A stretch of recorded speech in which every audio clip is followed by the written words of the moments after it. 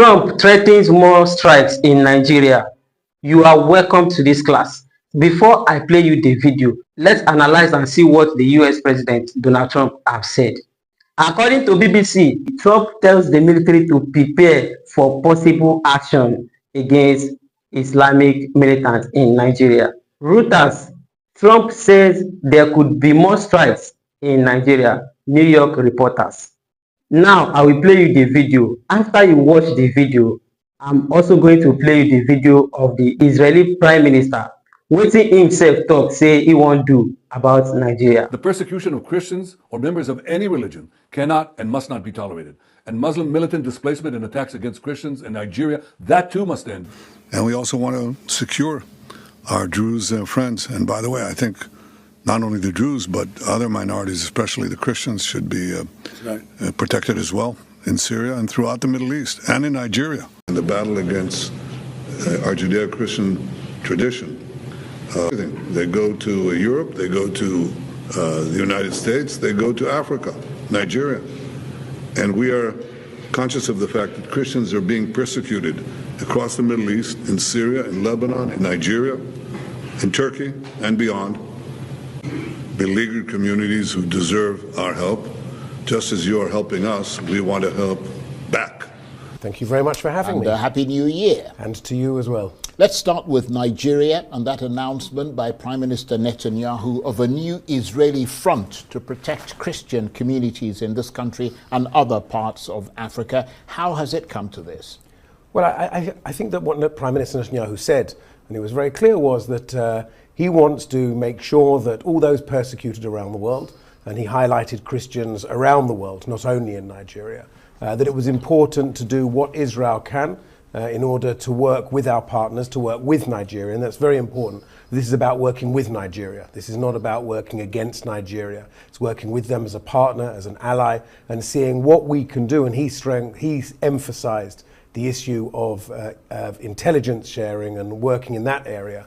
And certainly I think that's the area that we will be looking at, to work with the Nigerian government, to see where we can work together to stop the attacks that are taking place against Christians, but also against Muslims and against all Nigerians. Our interest is to work with Nigeria to stop all the violence in this country. I was going to ask you what specific actions Prime Minister Netanyahu proposes to take to protect Christians in Nigeria, but you've kind of answered that. But no unilateral action.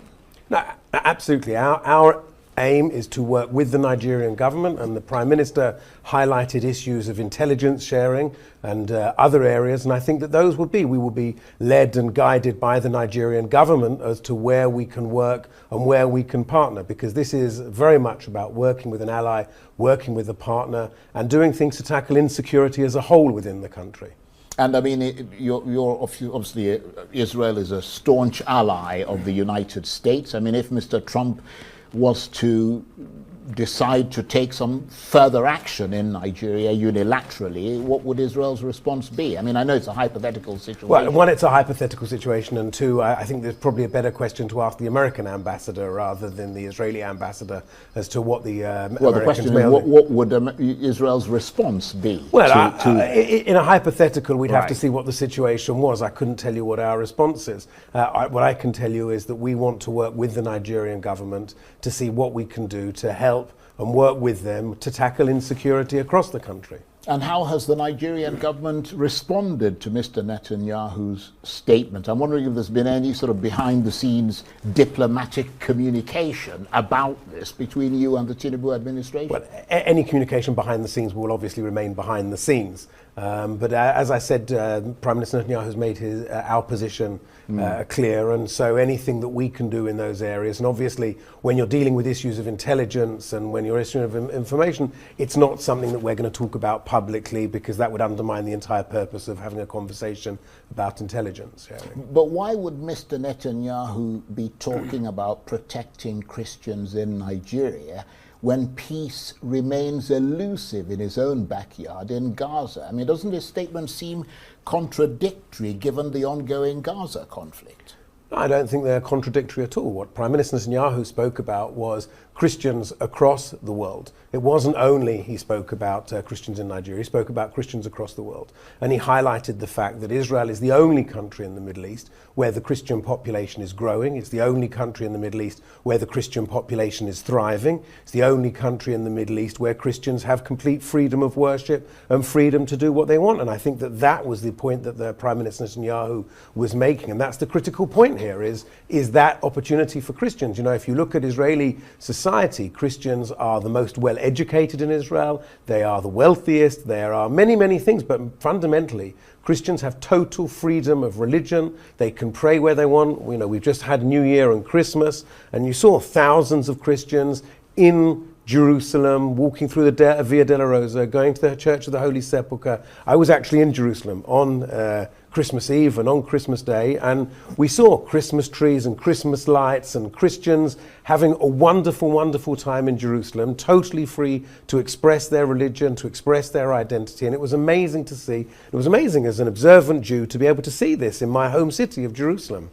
So would it be fair to say that this announcement by Mr. Netanyahu talking about protecting Christians, not just in Nigeria but around the world, is part of a broader strategy? He talked about an eighth front in the battle against radical Islamists.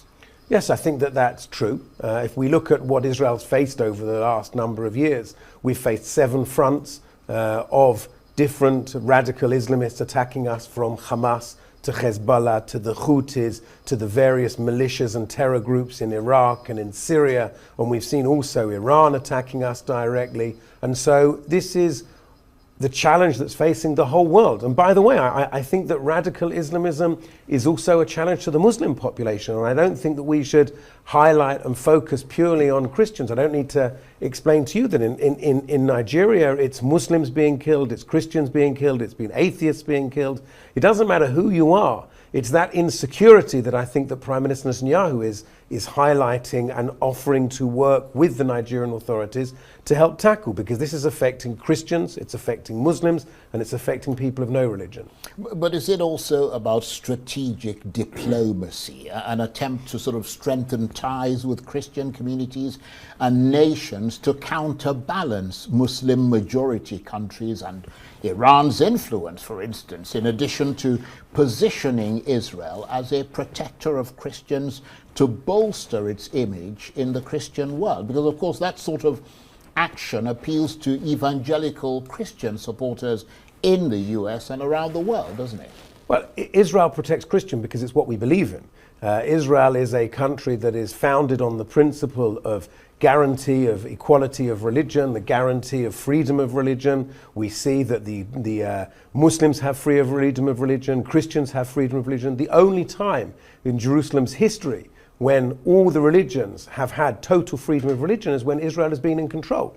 And so it's not about doing something for political purposes or diplomatic purposes. This is a fundamental ideological belief that Israel holds, that we need to provide freedom of religion and protect all minorities. Doesn't matter if they are Christian, if they are Muslim, if they are Jew. The fundamental principle for us is to protect the freedom of religion and protect all of those people. So that's where this is coming from. That's where this is born from.